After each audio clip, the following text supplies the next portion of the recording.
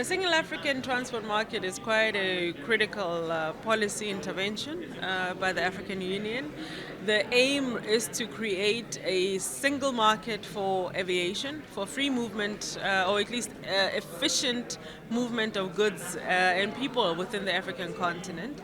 And we believe that with the successful implementation of the program, we can extend it to other regions, in particular regions of the South. As you may be mindful, the Caribbean slash the diaspora is declared the sixth region of the African Union. So it stands to reason that we connect Africa as well as the Caribbean via aviation for air cargo movement in the area of trade as well as for the movement of people.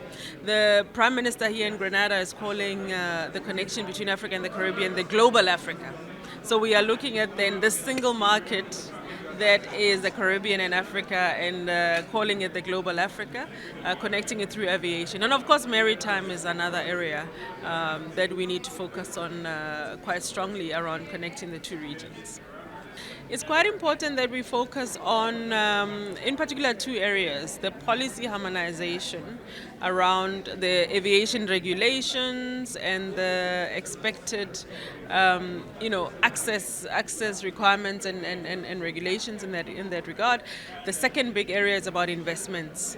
Concrete investments in airlines, concrete investments in airport infrastructure that's going to enable us to be able to, have the right hubs for connectivity between the Caribbean as well as the African continent. So it's quite important that we continue conversations such as this, and the end result being direct flights between the two regions of Africa and the Caribbean as soon as possible.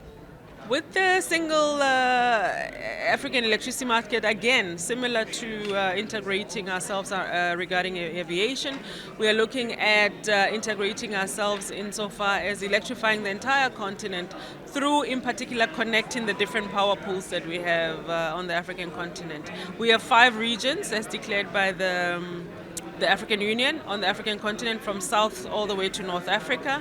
And each region has its own power pool that then services and provides electricity in the region.